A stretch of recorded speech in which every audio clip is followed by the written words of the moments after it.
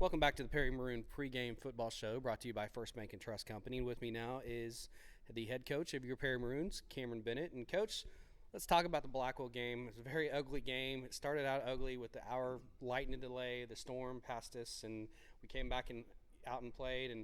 But when you went back and looked at the film with the team, what were the points of emphasis that you made from that game? Just to try to get better. We made some, really some simple mistakes that it could have been, a lot worse. But give Blackwell credit as well because they came out like they always do. The last 2 years I've been here, hard and hit you in the mouth. And obviously it's a rival, so it's always, the expectations are high from both sides. And no matter, you throw all the records out when it's a rival game, and you get after it. Last Friday was Dawson Padilla's first real game as the starting quarterback, and this being his team as a sophomore. Let's talk about what he seemed to be a little nervous, and he had the jitters with his passes and everything, just uncharacteristic of him. What did you tell him coming into this week's ball game? Well, the first two scrimmages he looked pretty good. Curse Parkins, he was up and down, but Okini looked unbelievable. He's like, Coach is nervous first game. You got to treat it every day the same. To me, it's a regular game. You got to treat it like practice. You're there no nerves, just to calm down. But I think he'll be okay tonight. Well, let's talk about the defense from last week. One of the bright points that was in that game, and we've seen that, developing through the scrimmages and the practices leading up to the season. Blackwell couldn't keep our line blocked to save their lives at all. What adjustments do we make this week for another passing offense in the Crescent Tigers? Well, we just keep doing what we're doing. Since I've been here, that's I'm a firm believer. If you can't stop anybody, you're not going to win. And we spend a lot of time on defense. We tried. That's one of our biggest emphasis is defense, special teams, and then offense. Obviously, it's kind of sad because I'm an offensive guy, but it is. I'd rather win a game 7-0 with a shutout than 49-48 or something. I want to play good defense, and we continuously just need to keep getting better, and that's what we did this week.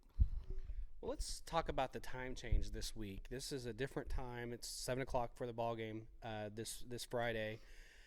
What is the OSSA trying to do with moving these games up to 7 o'clock, especially in Class A, and just clarify all the home games for the Perry Maroons going forward? Right. I think all the A schools kind of agreed to do it at 7. I know there's some bigger schools that go at 7 some games, 7:30 some. It's really their preference of the team. Obviously, all our home games will be at 7:30. I don't know if any of we'll be home against Stroud and Cashin, so they'll be at 7:30. But I do know our Alva game is at 7. We'll be in Alva at 7. But yeah. So, but and it's just. It's a two-way. It's a Class A because when we scrimmage O'Keene, they were talking about going at 7. All their games are moving to 7 too. So, it's just really the preference of that team. Now let's focus to Crescent tonight as we come to Crescent, second straight game away from home to start the season. They're another passing offense. Let's talk about what we know about them offensively and what they're going to show defensively. They're going to give us a couple looks on defense. Let's talk about all that. Well, offensive wise, and they're a great young team. He's got 24 kids that are mostly sophomores and freshmen. They're a good team.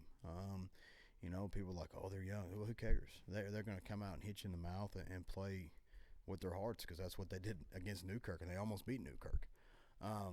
Should have. They should. Yeah, they really should have. But offensive wise, they're going to try to dink and dunk. Do a little screen, some tunnels, some jailbreak stuff, however you want to call those outside, and just try to, get the ball in the hands of their skill guys. Defense-wise, they showed a 50, they showed a 3-4 or 4-3. They showed a various of different things. So it's going to be interesting, and, we just got to get ready for all that, and that's what we did. Let's talk about the keys to tonight's game to getting the victory number 2 on the year.